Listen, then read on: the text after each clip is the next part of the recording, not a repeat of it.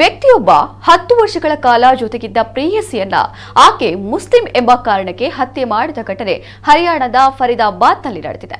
ಹತ್ಯೆಯಾದ ಯುವತಿಯನ್ನ 33 ವರ್ಷದ ಶಿಬ್ಬಾ ಎಂದು ಗುರುತಿಸಲಾಗಿದೆ. ಹರಿಯಾಣ ಮೂಲದ ಗೆಳೆಯ ದೀಪಕ್ ಎಂಬಾತ ಧಾರ್ಮಿಕ ಭಿನ್ನಾಭಿಪ್ರಾಯ ಮತ್ತು ಮದುವೆಯಾಗಲು ಒತ್ತಡ ಹೇರಿದ್ದಕ್ಕೆ ಶಿಬ್ಬಾಳನ್ನ ಕೊಲೆ ಮಾಡಿರುವುದಾಗಿ ಒಪ್ಪಿಕೊಂಡಿದ್ದಾರೆ ಎಂದು ಪೊಲೀಸರು ತಿಳಿಸಿದ್ದಾರೆ. ದೆಹಲಿ ಮೂಲದ ಬದರ್ಪುರದ ಮೋಹನ್ ಬಾಬಾ ನಗರದ ನಿವಾಸಿ ಶಿಬಾ ಖಾಸಗಿ ಬ್ಯಾಂಕಿನಲ್ಲಿ ವಿಮಾ ಸಲಹೆಗಾರರಾಗಿ ಕೆಲಸ ಮಾಡ್ತಾ ಇದ್ಲು. ಆಕೆ ಜುಲೈ 24ರ ಬೆಳಿಗ್ಗೆ ತಾನು ಎಂದಿನಂತೆ ಕಚೇರಿಗೆ ಹೋಗುತ್ತಿರುವುದಾಗಿ ತನ್ನ ಕುಟುಂಬಕ್ಕೆ ತಿಳಿಸಿ ಹೋಗಿದ್ಲು. ತಾಯಿಗೆ ಮಧ್ಯಾಹ್ನ ಕರೆ ಮಾಡಿ ಮಾತನಾಡಿದ್ಲು. ಆದರೆ ರಾತ್ರಿ ಹೊತ್ತಿಗೆ ಅವಳು ಮನೆಗೆ ವಾಪಸ್ ಆಗಿರಲಿಲ್ಲ. ಫೋನ್ ಸಹ ಸ್ವಿಚ್ ಆಫ್ ಆಗಿತ್ತು. ತನಿಖೆ ನಡೆಸಿದಾಗ ಪ್ರಿಯಕರನ್ನೇ ಹತ್ಯೆ ಮಾಡಿರುವುದು ಗೊತ್ತಾಗಿದೆ.